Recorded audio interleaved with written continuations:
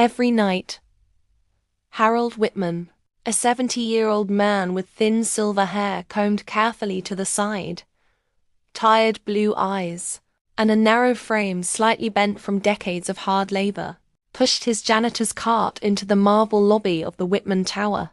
He wore a faded gray uniform, sleeves rolled neatly, and polished black shoes that were older than most of the employees inside the building. Few people looked at him twice. Whitman Tower was the tallest office building in the city, 42 floors of glass and steel. The owner's name was engraved in bold silver letters near the entrance. Daniel Whitman, CEO, age 45. Self-made millionaire, according to magazines. Harold never looked at the sign for long.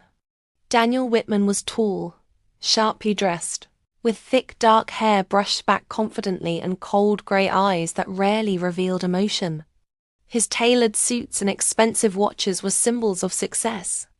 In interviews, he often spoke about building everything from the ground up. What the interviews never mentioned was that Harold Whitman was his father. Harold had once owned a small construction company decades ago. He had worked day and night to send Daniel to the best schools. When the company collapsed during an economic downturn, Harold quietly sold his house to cover debts, including Daniel's early business investments. Daniel's startup eventually flourished. Investors came, wealth followed, and slowly, the distance between father and son grew wider than the city skyline. Now, Harold rented a modest one-bedroom apartment on the edge of town. He never asked his son for help, and Daniel never offered.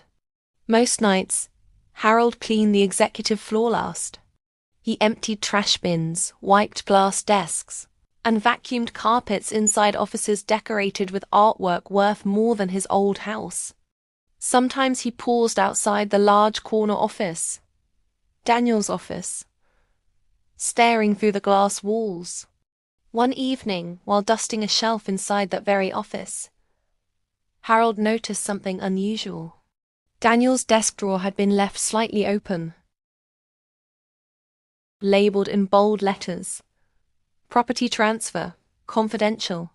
Harold hesitated. He had never touched anything personal before. But as he gently closed the drawer, he heard footsteps in the hallway.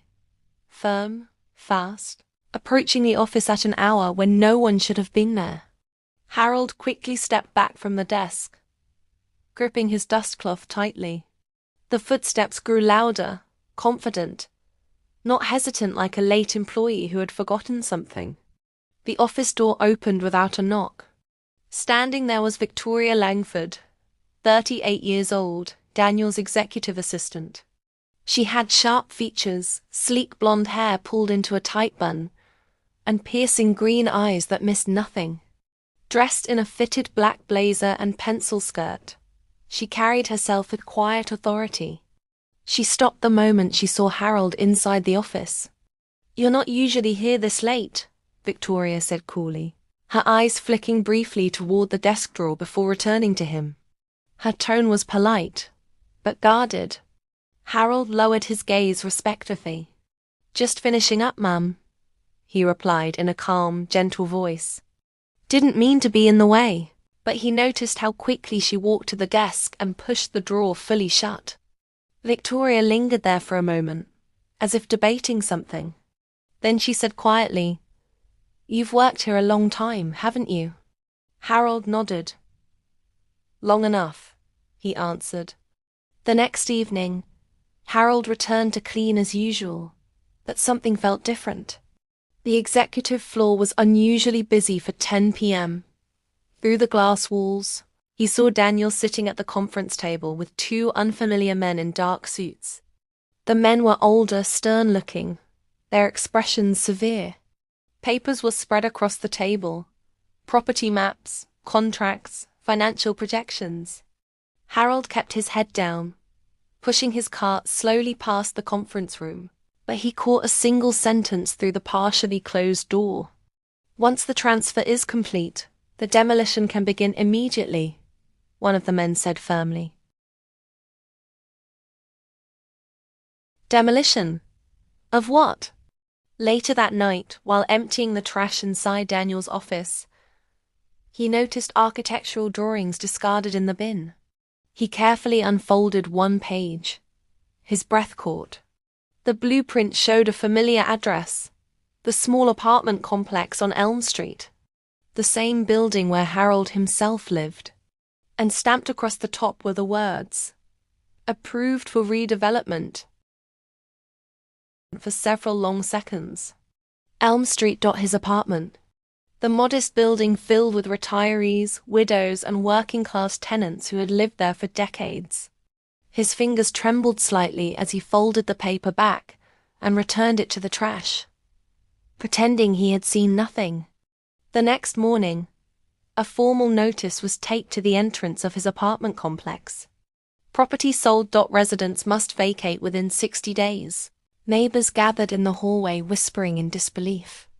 Many had nowhere else to go. That evening, Harold did something he had avoided for years.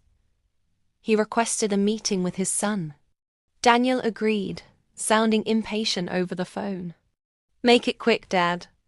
I have investors flying in."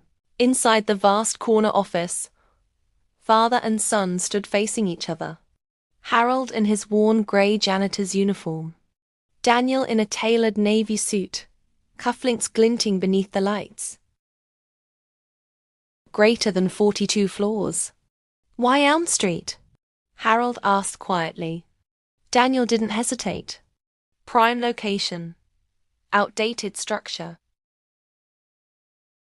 His voice was calm, almost rehearsed. "You of all people should understand opportunity." Harold studied his son's face. The sharp jawline, the confident posture, the same determined eyes he once saw in a young boy building toy towers on the living room floor. "There are families there," Harold said softly. "The rent would stay affordable."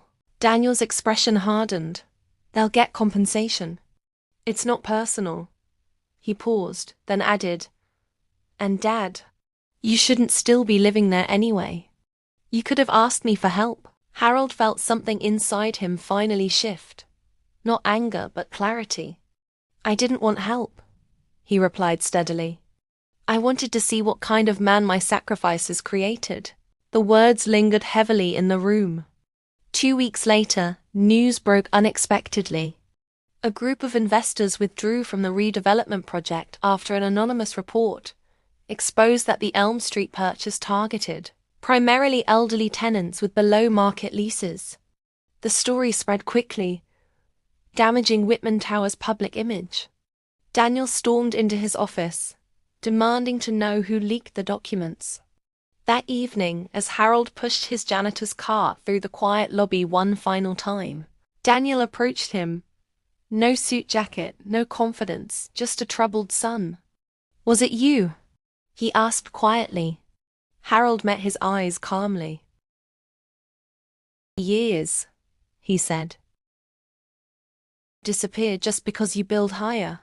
The demolition was suspended indefinitely. And for the first time in a long while, Daniel looked at his father. Not as a janitor, but as the man who had built everything he stood on.